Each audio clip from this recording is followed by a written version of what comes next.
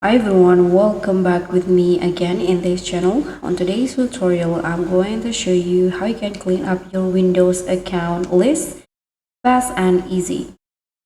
If you got leftover user accounts cluttering up your Windows login screen, whether it's old profiles, guest user, or accounts you don't recognize, this quick tutorial will show you how you can safely remove unwanted user accounts in Windows 11 and 10 in just minutes. So what you need to do is just open the run command. So press on Windows plus R on your keyboard and then just type in control user password 2.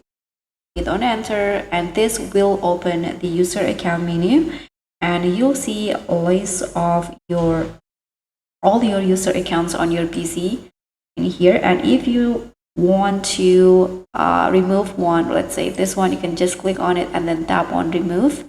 And you can also change your password from here by clicking on this reset password.